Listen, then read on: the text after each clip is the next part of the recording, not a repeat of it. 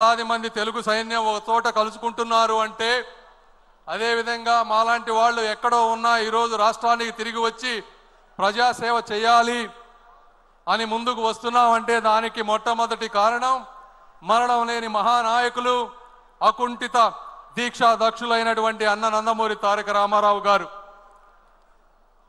మరి ఒకసారి 2019 తర్వాత చూస్తే 24 వరకు జరిగిన అరాచకం మీ అందరికీ తెలుసు. ఎలక్షన్ ముందు వచ్చినప్పుడు ఎలక్షన్లు 3-4 నెలల ముందు ఉన్నప్పుడు నాకు కూడా ఎంతో మంది వందల మంది కార్యకర్తలు నాయకులు మెసేజ్లు పెట్టేవాళ్ళు, ఫోన్లు చేసేవాళ్ళు.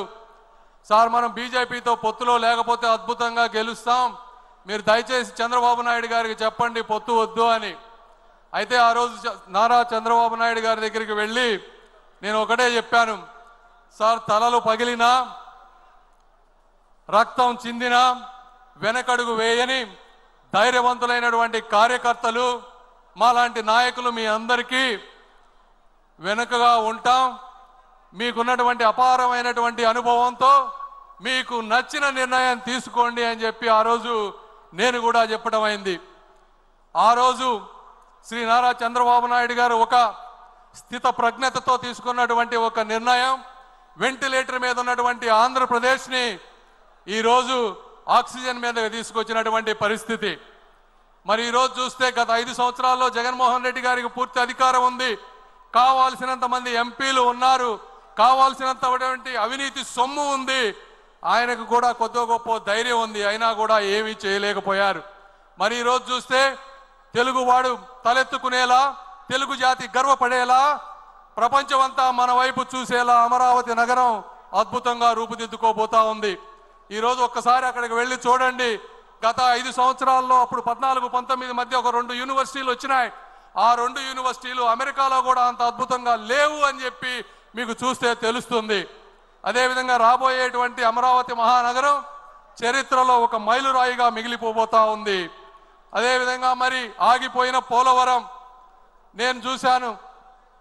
నారా చంద్రబాబు నాయుడు గారు ఎన్నిసార్లు ఢిల్లీ వచ్చేవారు, ఎన్నిసార్లు కేంద్ర మంత్రులతో కలిసేవారు, ఏ విధంగా పోలవరాన్ని నెలలా ఫాలో అప్ చేస్తూ ముందుకు తీసుకువెళ్లారో ప్రత్యక్షంగా చూసినటువంటి వ్యక్తిని. అదేవిధంగా ఆగిపోయింది ఆరిపోయింది అనుకున్నటువంటి విశాఖ స్టీల్ ప్లాంట్ని అర్ధరాత్రి 12-1 గంటల వరకు కూర్చొని స్టీల్ మినిస్టర్స్ తోటి నిర్మలా సీతారామన్ గారితో కూర్చొని దానిని పూర్తి చేసినటువంటి మహానుభావులు శ్రీ నారా చంద్రబాబు నాయుడు గారు. మరి ఈరోజు రాయలసీమ ప్రాంతం చూసుకుంటే 5,000 కోట్ల రూపాయలతో 2 పారిశ్రామిక పార్కులు వస్తూ ఉన్నాయి. బీపీసీఎల్ ద్వారా 95,000 కోట్ల రూపాయల పెట్రోకెమికల్ కారిడార్ వస్తూ ఉంది. అదేవిధంగా రైల్వే ప్రాజెక్టులు చూసుకుంటే ఒక్క ఈ సంవత్సరమే 9,000 కోట్ల రూపాయలు రైల్వే డబుల్ లింక్కి, ట్రిపుల్ లింక్కి, అదేవిధంగా అద్భుతంగా తీర్చిదిద్దే రైల్వే స్టేషన్ల కోసం అన్ని ప్రాంతాల్లో ఆర్ఓబీలు, ఆర్యూబీలు, వందే భారత్ ట్రైన్లు ఇవన్నీ వస్తూ ఉన్నాయి.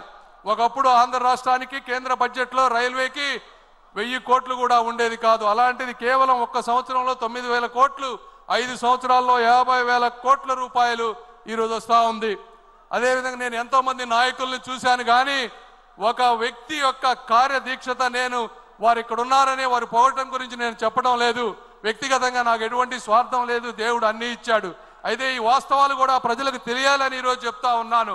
ప్రపంచంలో మన ఇండియాలో ఈరోజు మీరు తీసుకుంటే అత్యధిక వెడల్పు ఉన్నటువంటి రోడ్డు 14 లైన్లు ఉన్నటువంటి రోడ్డు, అది 160 ఫీట్లు ఉన్నటువంటి రోడ్డు.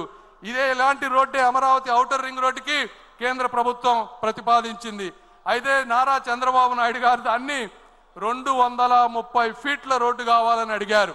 ఆ రోజు గడ్కరీ గారు ఉండి ఇండియాలోనే ఇంత పెద్ద రోడ్డు లేదు, అమరావతిలో అక్కడ జనం లేరు, ఎందుకు మీకు అంత పెద్ద రోడ్డు అంటే నారా చంద్రబాబు నాయుడు గారు చెప్పినవి, సార్ నేను ఉంటానో ఉండనో తెలియదు, ఈరోజు మీరు హైదరాబాద్ చుట్టుపక్కల చూస్తే ఒకప్పుడు అక్కడ కూడా కార్లు వెళ్ళేవి కాదు, ఈరోజు అక్కడ ట్రాఫిక్ జామ్ అయిపోతుంది.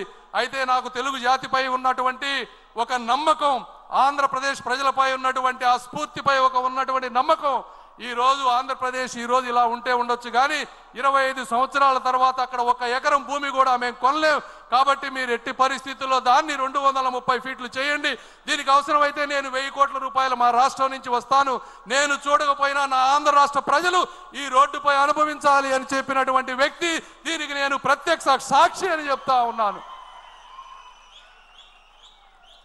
అదేవిధంగా జగన్మోహన్ రెడ్డి గారు గత 5 సంవత్సరాల్లో రాష్ట్రంలో ఉన్నటువంటి అనేక వ్యవస్థలు, స్కీములు అన్నిటినీ కూడా నాశనం చేసినటువంటి వ్యక్తి.